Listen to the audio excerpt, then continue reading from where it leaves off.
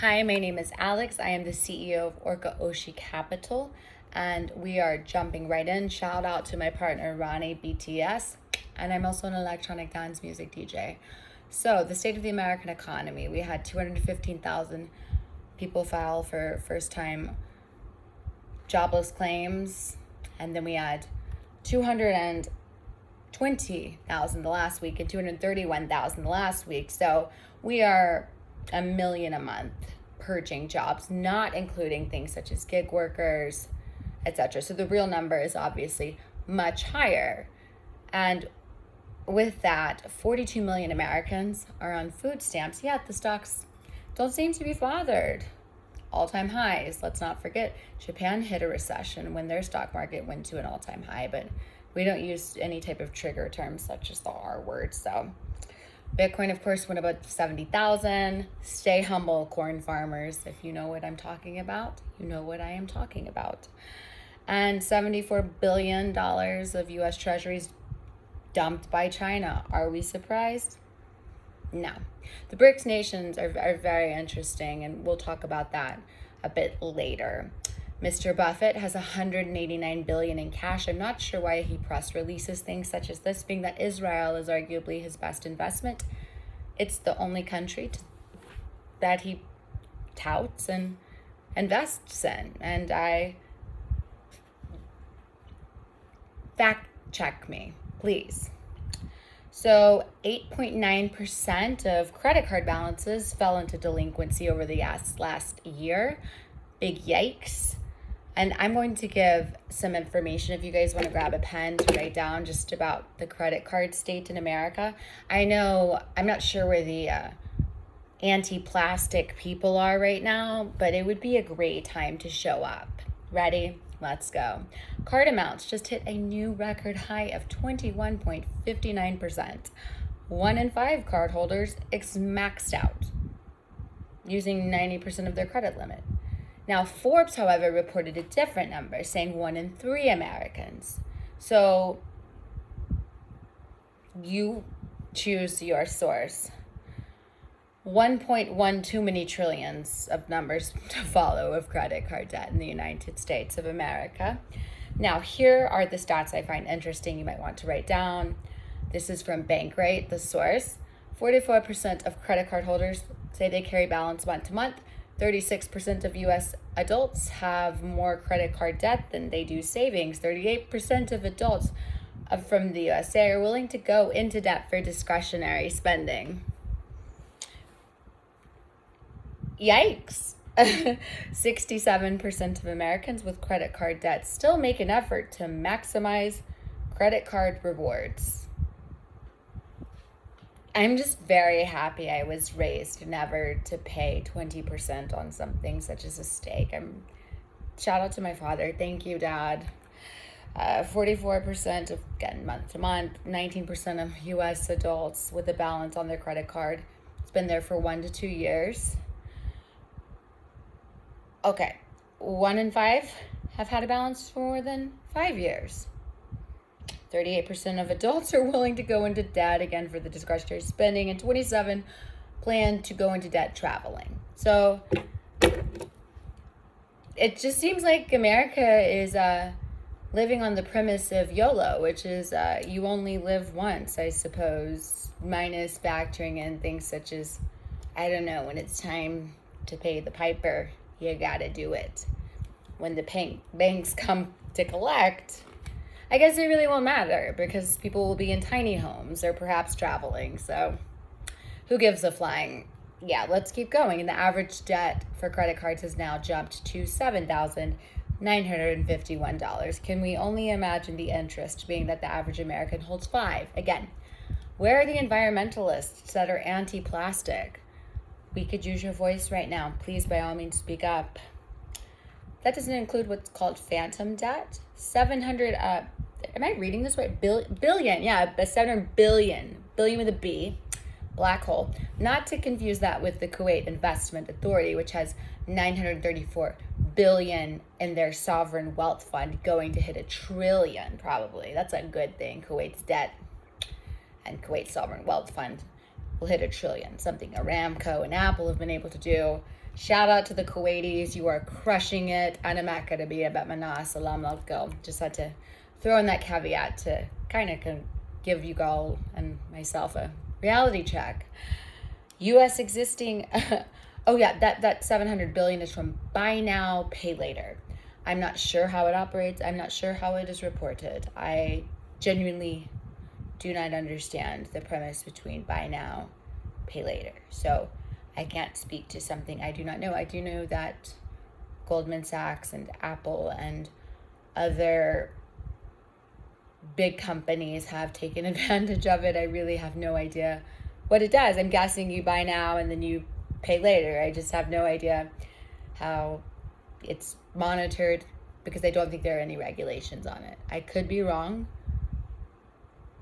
I don't mean to laugh, but it's looking like a joke. The average house price in America right now, although home sales dropped, that the home price is still above 400,000. It's sitting about 401,000. Okay. 7.3% mortgage. That's with perfect credit, depending on where you live. I try to pull together an average because based on where you live does matter with the mortgage rate. But nearly 1 in 10 American homes are worth $1 million. Can I just, let's talk hypothetical allegeds, right? If you put your worth and the value of your home, more than likely, hypothetically, allegedly, I'm going to just guesstimate the valuation's going to go down. And I know many homes in different parts of the country are already underwater, so not good. 1/4 of all home buyers, owners, and 37% of first-time buyers have student loan debt. Now, hypothetically, allegedly, let's talk about slabs. Student loan asset-backed securities, no different than mortgage-backed securities or auto loan-backed securities, except slabs are not collateralized. So if anybody ever wonders as to why the government gives a flying about student loans, it's because if they hit zero, And what's very interesting to myself is BlackRock has some ETFs with slabs in them, although the majority of student loans are owned by the federal government, which gives me all the more reason to be a proponent for limited government. Does ours ever make good decisions, especially financially? And just a quick caveat, why is fake news or misinformation never flagged when people say the Federal Reserve prints the money? The Federal Reserve does not print the money.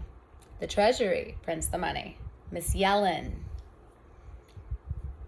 has printed too much of it. Just want to make that very clear. The Federal Reserve holds assets in SOMA and the New York Fed, but they do not print the money. They have repo markets and quantitative easing, quantitative tightening. Chat GPT those terms if you do not know it. But it is mis and disinformation to state the Fed prints the money. Stop it, stop it, stop it. You sound absurd, insane. And FYI, inflation was never transitory. T-shirts obviously coming soon. Sorry, I had to vent. Where were we? Oh, okay. Shout out to the state of Oklahoma for Bitcoin self-custodial rights and a big win for Bitcoin mining in the state of Oklahoma. So as a girl whose company is set up in Wyoming, Oklahoma, well done. Bad loans hit record high as the used car prices suffer the worst bear market ever. Again, have you noticed this pattern of ever or history first? First time in history, record ties, but not in a good way. Just me? Okay. Prices come down and people are underwater with disappearing equity from overpaying, and gas is up 18%. Sporting events are up 15.4%. Car repairs 9% year over year. Car owners are behind month to month 7.7%. Nationwide over 15,000 plus auto repos a day. car insurance is up 22%. So just Bidenomics. Energy's up 38%. I say let's frack the F out of it. Food's up 21%, shelter's up 21%, and gas is up a mere 50%. Frack the F out of it. And it's time for us to have a very beautiful relationship with the Gulf again, and I'm not going to be about Manas Salam Lokil.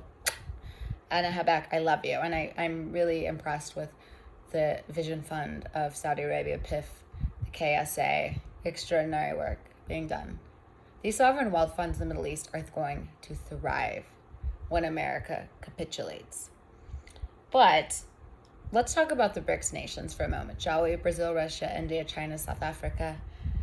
3.5% of the world's population, 45% of the world's inhabitants. I'm not even sure if I'm pronouncing that word correctly. Do not come for me. I am a math and music girl, not an English major. However, I do read 5 to 6 hours a day voraciously. 28.5 trillion, 28% of the global economy. It's not a threat to America at all. Our dollar's only lost 98% of its purchase power. Remember, people, if you do not hold it, you do not own it. And if it is not a tangible asset with intrinsic value, it's more than likely a scam. And by the way, Brics countries, they produce 44% of the world's crude oil. So back to getting along with our neighbors. Probably think about it. The U.S. economy growth slowed. Are we shocked? No, because the stock market does not reflect the real economy. And just to touch on the 10-year, I think people forget why it's important. 4.7 was last time I had checked, and borrowing money is attached to the 10-year. So many people in finance try to talk over one another's heads using the 10-year to try to make a point. Let me just dumb it down. Borrowing money is attached to the 10-year fund. Okay? So just to simplify for some of these luxury branded degreed people who still say the Fed prints the money, which is incorrect, the Treasury does. But what I do find interesting is the stock market is doing something with the inverted yield curve 500 days. That's happened historically 3 other times. 1929, which I keep saying people are partying like it's 1929, except we don't have goods and services and inventions. I think during the Great Depression, we were actually inventing things. Manufacturing overseas was not till later. So at least in the Great Depression, people were making things. And I don't mean TikTok, which is just the downfall and the degradation of America. I refuse. As a millennial, I apologize. But 1929, 1974, and 2009. And each time this has happened, the market's fallen more than 50%. As a contrarian, I love it. Hypothetically, allegedly. Love to see it. But with that said, I called something when I said this melt up the market, I feel like, is corporate buybacks. And I was very excited to see a Bloomberg article talking about corporate buybacks. If you do not know what they are, I like to keep my videos short. Google. Many people don't even know that those exist. And what I want to also touch on is retail investors. 20 to 25% of the market is now retail investors. Yet they lose if you're day trading, you're losing 90% a day. So I want to just end on a note of if you are in tech, remember, or if you're not in tech, even more. Hypothetically, allegedly, keystroke loggers, if you're watching porn, put a VPN on your phone. You want to make sure to protect your money at all costs. We do not know who's entering the country. I'm sure everybody's just fantastically great. No adversaries, no spies. Everyone's innocent. But just in case they're not, stick that VPN on your phone, protect yourself. And no, I'm not sponsored by one, but I should be. And habak, je t'aime, te amo, bisu, besu, bachi. Alex out.